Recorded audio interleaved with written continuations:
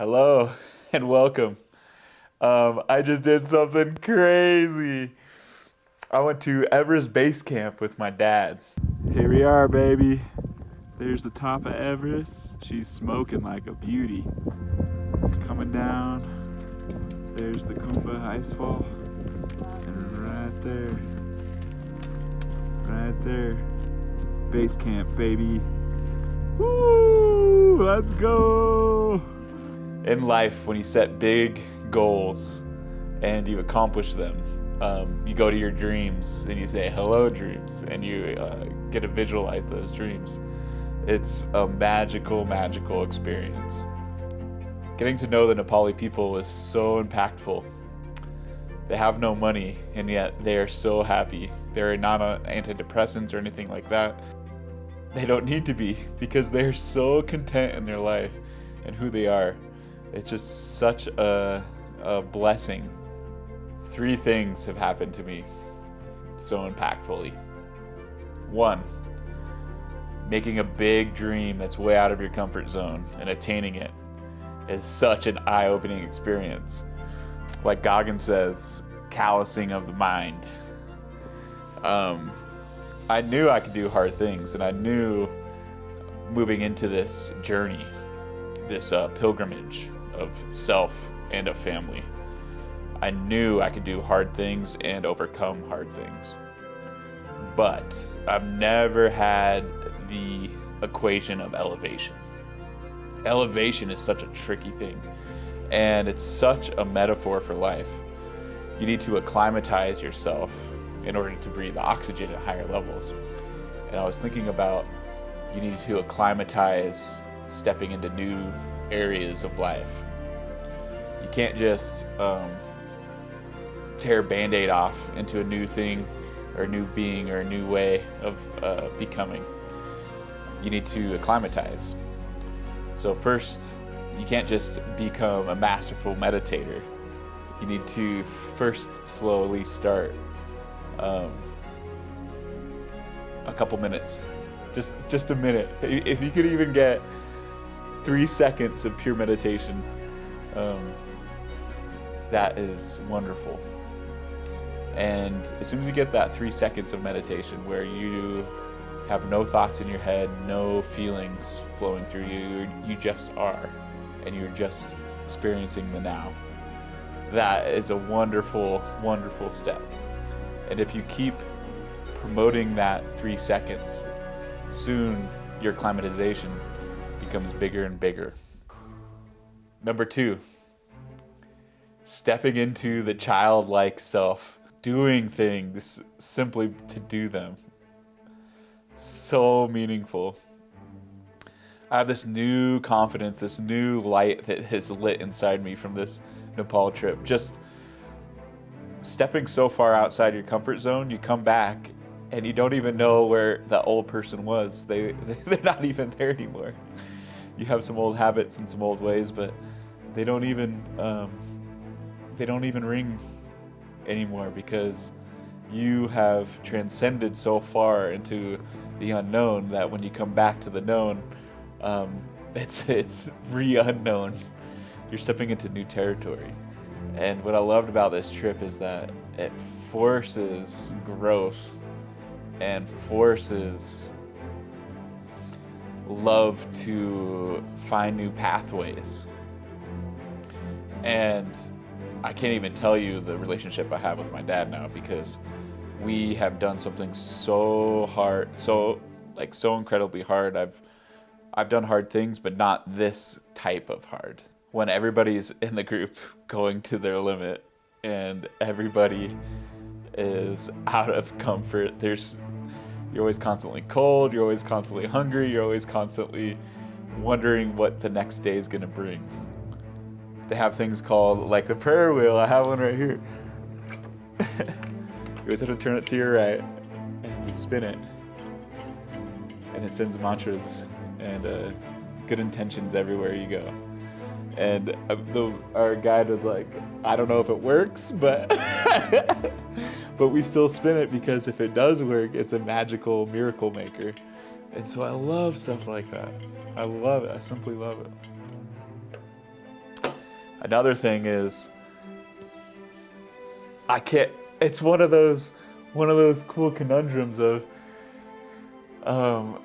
doing really hard things outside your comfort zone creates almost a childlike self after, where you think it would make you all wrinkly and scruffy, and it would make you old and make your muscles weak.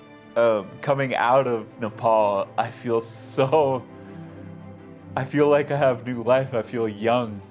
I feel like life is full and honest and truth.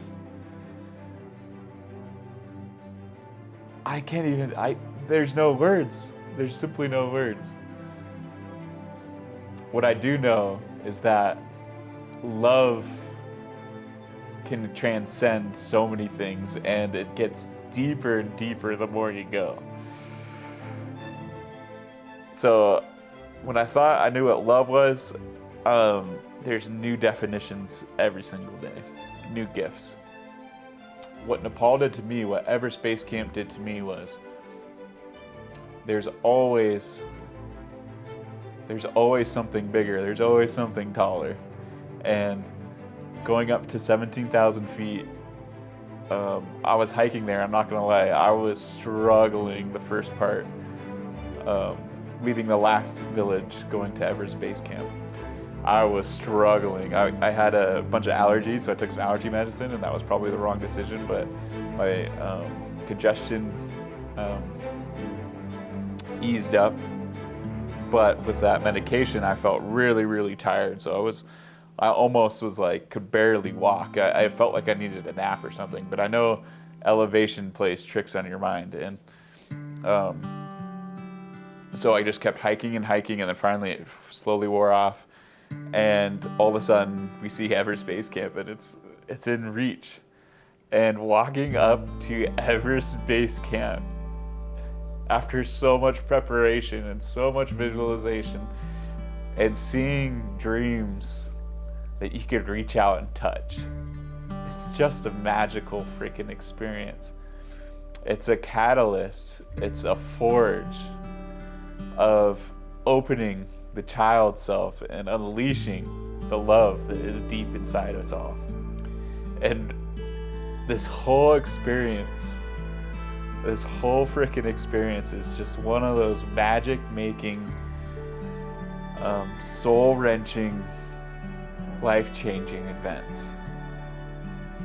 Today, I feel so alive. I feel so thankful. I am so grateful for the things and the challenges and the honesty that comes through. When I come back to real life, I have a bunch of things that I was stressed about and all these things, and I realize that I don't need to put stress on things that are hard. The best thing to do is bring the acclimatized mind into the things. Go slowly, keep moving forward at the goals, and soon you will reach the summit and it will be done. So if you have a monumental thing that you're stressed about, or if you have something in your life where you wish that could be different, bring the acclimatized mind to the situation and step forward. Do small steps, but don't go too fast. If you go too fast, you'll get altitude sickness, and you'll get it'll be bad news, and you have to go back down, and you have to redo things if you go too fast. So go slow, make things happen in their time, and just love and let go of all the things that are troubling, because guess what? This life is full of miracles, full of love, full of humans that love each other, and we are all pilgrims on our life's journey. If you feel lonely or unworthy, remember that there's huge mountains in the world that are full of energy, and they're lonely, but guess what? Their energy is everlasting and eternal, just like you. And so if you're ever feeling lonely, remember that you are surrounded by intense energy and intense love. And I hope and wish and know that all of us light bringing mother effers love and are true and unlock the child self are going to just shine so freaking bright. And it reminded me that we are light beings, eternal love, and the truth that are held deep inside our hearts is everlasting and infinite. So all I want to tell you is spread that love, spread that light. We're all infinite and we all love unconditionally. And it's there. Some of us just have forgotten, and some of us are relearning the old child. And that's what this trip's done for me. It's so impactful. I'm just so thankful. Thank you to Dad, to his friend Jones, to Mike, to Milan, our guide. He was just a magical creature that just made our mental health so positive. And my calluses have definitely grown in the mind, and I can't wait for the next adventure. And namaste.